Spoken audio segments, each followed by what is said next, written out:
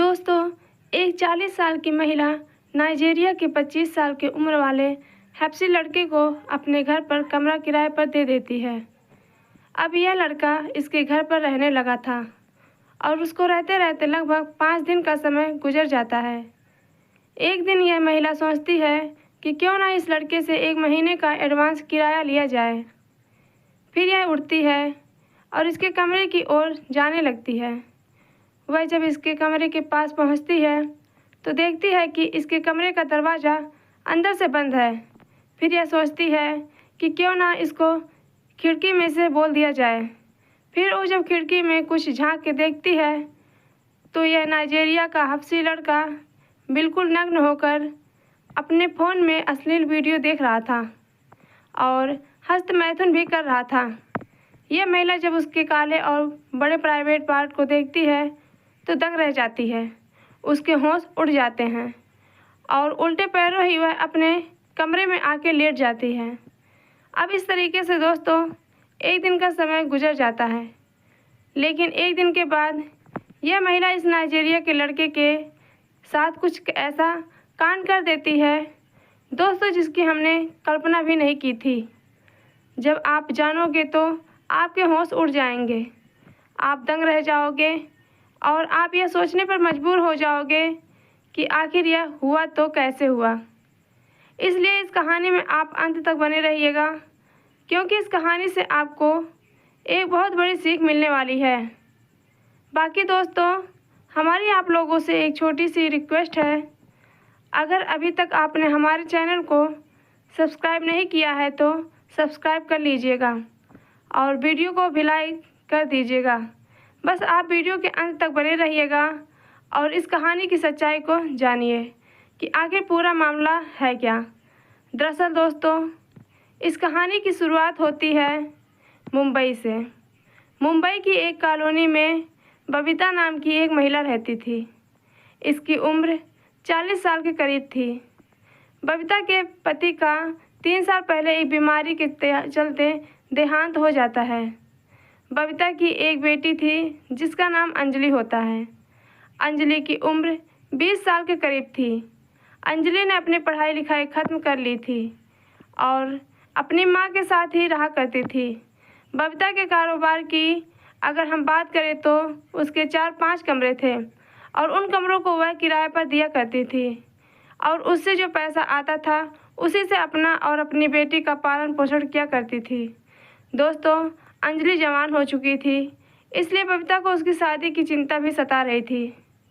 वह सोच रही थी कि जितना जल्दी हो सके वह अंजलि की शादी कर दे। इसलिए वह अंजलि के लिए इधर उधर लड़का देखना तलाश कर देती है। दोस्तों, बबीता की यह तलाश 1 महीने के अंदर अंदर ख़त्म हो जाती है। बबीता को अंजलि के लिए एक रोहन नाम का लड़का मिल जाता है।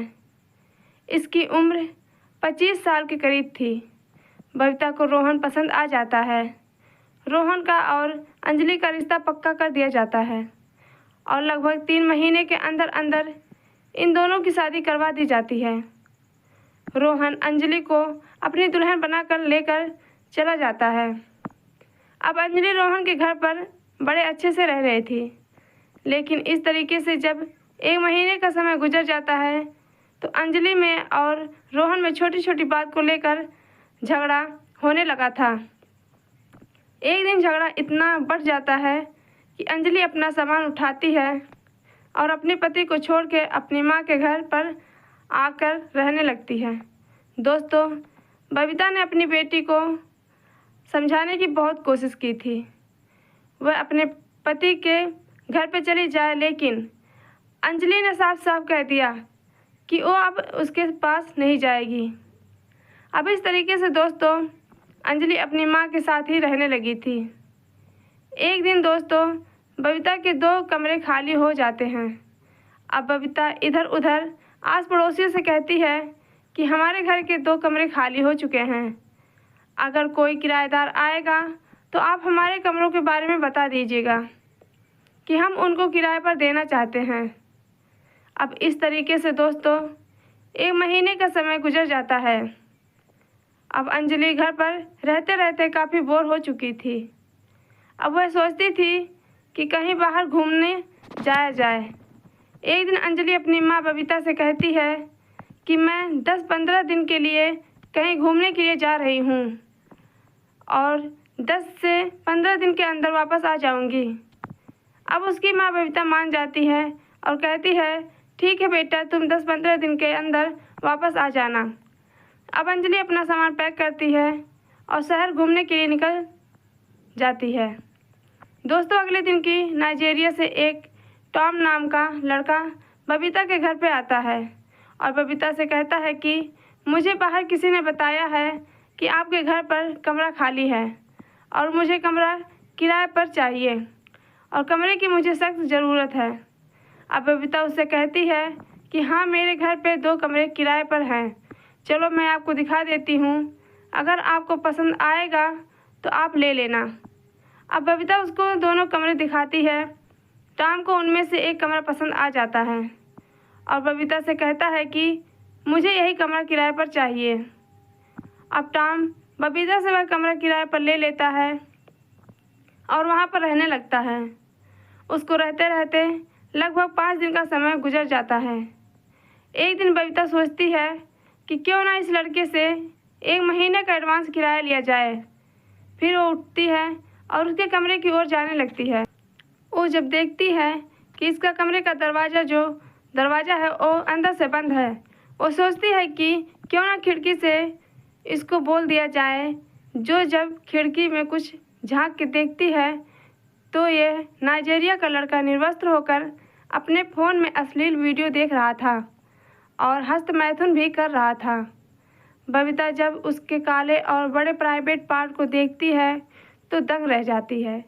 उसके होश उड़ जाते हैं और उल्टे पैरों ही वह अपने कमरे में आके लेट जाती है।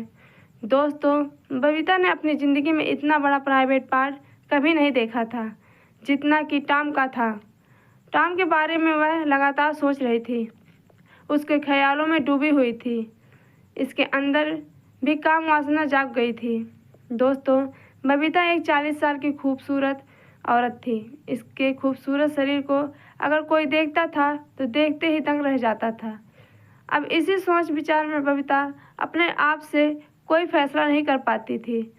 अब इस तरीके से एक दिन का समय गुजर जाता है। अगले दिन जब सुबह 10 बजे के करीब बबीता अपने छोटे छोटे कपड़े पहनती है और टॉम के कमरे की ओर जाने लगती है। वो टॉम के कमरे का दरवाज़ा खटखटाती है। अंदर से टॉम दरवाज़ा खोलता है। वो देखता है कि उसकी मकान मालकिन उसके सामने खड़ी है। बबीता टॉम से कहती है कि तुम 1 महीने का किराया मुझे एडवांस दे दो। फिर टॉम उससे कहता है कि अभी मेरे पास पैसे नहीं हैं, आप 2-3 दिन रुक जाइए, मैं आपको 1 महीने का नहीं 2 महीने का एडवांस किराया दे दूँगा। फिर बबीता उससे कहती है कि मुझे 2 महीने का नहीं चाहिए, अगर आपको नहीं देना है तो आप 1 महीने का भी मत दो। लेकिन टॉम उससे कहता है कि अभी तो आपने कहा कि 1 महीने का मुझे एडवांस किराया दे दो। फिर बबीता हंसने लगती है, हंसते हुए कहती है कि मैं तो आपसे मजाक कर रही थी। अब टॉम भी उसकी बात सुन के हंसने लगता है। फिर थोड़ी देर तक एक दूसरे से बात करने लगते हैं। बबीता टॉम के साथ छेड़खानी करने लगती है, उसके साथ कुछ अश्लील हरकतें करने लगती है। अब टॉम भी समझ चुका था कि आखिर बबीता चाहती क्या है, इसीलिए टॉम एक ही झटके में बबीता को निर्वस्त्र कर देता है, उसके कपड़े उतार देता है और उसको बाहों में भर लेता है। बाहों में भरने के बाद वो उसको गोद में उठाता है और अपने बेड पर पटक देता है। पटकने के बाद वो उसके साथ संबंध बनाने लगता है। वो इतने ज़ोरदार तरीके से संबंध बनाता है कि बबीता की हालत ख़राब कर देता है। इन दोनों की पच-पच की आवाज़ें पूरे रूम में गूंज रही थी। अब बबीता भी टॉम का भरपूर साथ दे रही थी, क्योंकि बबीता को आज वो चरम सुख मिल रहा था जो उसे पहले कभी नहीं मिला था। 2-3 बार एक दूसरे के साथ संबंध बनाते हैं और थक जाते हैं तो वहीं पर लेट जाते हैं। दोस्तों, बबीता टॉम की मर्दानगी से काफ़ी खुश हो चुकी थी। अब बबीता को जब भी मौका मिलता था वो टॉम के कमरे में जाती थी और उसके साथ संबंध बनाया करती थी। इस तरीके से 15 दिन का समय गुजर जाता है। 15 दिन के बाद अंजलि घर पे आ जाती है और अपनी माँ के साथ रहने लगती है। दोस्तों, एक दिन रात के 11 बजे के करीब अंजलि अपनी माँ के पास सो रही थी। तभी अचानक बबीता उठती है और दबे पैरों के टॉम के कमरे में चली जाती है। लेकिन थोड़ी देर के बाद अंजलि का फ़ोन बज जाता है। अंजलि हड़बड़ा के उठ जाती है और अपनी माँ को अपने पास ना पाके वह सोचने लगती है कि इतनी रात को मेरी माँ कहाँ जा सकती है। वह अपनी माँ बबीता का 10 मिनट तक इंतज़ार करती है, लेकिन 10 मिनट तक उसकी माँ नहीं आती है। फिर वह कमरे से निकलती है और बाहर इधर उधर देखने लगती है। वह अपनी माँ को तलाश करते करते टॉम के कमरे की ओर चली जाती है। वह जब टॉम के कमरे के पास पहुँचती है तो उसके कमरे से अंदर से कुछ पच पच की आवाज़ें आ रही थी। अब अंजलि समझ चुकी थी कि अंदर ही कुछ गड़बड़ है। तभी वह तुरंत कमरे का दरवाज़ा खोलती है और अपनी माँ को टॉम के साथ आपत्तिजनक स्थिति में देख लेती है। दोस्तों, इन दोनों को देखने के बाद वह अपनी माँ बबीता को गाली देने लगती है। वो टॉम को भी गाली देने लगती है और अपनी माँ से कहती है कि मैंने सोचा नहीं था कि तुम इस हद तक गिर जाओगी और इस तरीके का गंदा काम करोगी। अब बबीता अपने कपड़े पहनती है और अपनी बेटी अंजलि को समझाने की कोशिश करती है कि बेटा, तुम इसके बारे में किसी को मत बताना। लेकिन अंजलि मानती नहीं है और अपनी माँ से झगड़ा करने लगती है। दोस्तों, बबीता का अपनी बेटी अंजलि से झगड़ा इतना बढ़ जाता है कि वह उसको मारने पीटने लगती है। अब अंजलि को काफ़ी गुस्सा आ जाता है और तुरंत ही वह कमरे से बाहर निकलती है और एक नज़दीकी पुलिस स्टेशन पहुंचती है और अपनी माँ के खिलाफ़ और टॉम के खिलाफ़ रिपोर्ट दर्ज करवा देती है। अब थोड़ी देर के बाद पुलिस इनके घर पे आती है और टॉम को गिरफ्तार कर लेती है और अंजलि की माँ बबीता को भी गिरफ्तार करके थाने लेकर पहुंच जाती है। दोस्तों, अगले दिन जब सुबह होती है तो पुलिस बबीता की बेटी अंजलि को स्टेशन बुलाती है और उससे पूछताछ करती है। अंजलि अपनी माँ की करतूतों के बारे में पुलिस को पूरी कहानी बता देती है। फिर पुलिस बबीता से भी पूछताछ करती है और उससे कहती है कि यह जो नाइजीरिया का लड़का है, इसके साथ तुमने अपनी मर्ज़ी से संबंध बनाए हैं या उसने ज़बरदस्ती तुम्हारे साथ संबंध बनाए हैं। फिर बबीता पुलिस को बताती है कि मैंने ही इस लड़के के साथ अपनी मर्ज़ी से संबंध बनाए हैं। इसकी कोई गलती नहीं है, जो भी गलती है मेरी है और मैं चाहती हूँ कि इस लड़के को उसके देश भेज दिया जाए। दोस्तों, फिर पुलिस इस लड़के को नाइजीरिया भेज देती है और 2-3 दिन के अंदर अंदर बबीता को भी रिहा कर दिया जाता है। तो दोस्तों, ये कहानी को सुनाने का हमारा मकसद आप लोगों को परेशान करना या आपका दिल दुखाना नहीं था। सिर्फ आप लोगों को सचेत और जागरूक करना था कि हमारे समाज में इस तरह के लोग भी रहते हैं जो अपनी हवस को पूरा करने के लिए किस हद तक गिर जाते हैं। हालांकि बबीता ने उस लड़के को अपने घर पे कमरा तो दे दिया था किराए पर, लेकिन उसके साथ जो उसने गलत काम किया वो वाकई लोगों को हैरान करने वाला था, शर्मसार करने वाला था। तो किसी भी औरत को इस तरीके का काम नहीं करना चाहिए। बाकी दोस्तों, इस कहानी से आपको क्या सीख मिलती है, आप हमें कमेंट सेक्शन में ज़रूर बताएं। तो चलिए दोस्तों, मिलते हैं फिर किसी और वीडियो में। तब तक आप अपना ख्याल रखें, अपने परिवार का ख्याल रखें और हमेशा सुरक्षित रहें। धन्यवाद। राधे राधे। जय श्री कृष्ण।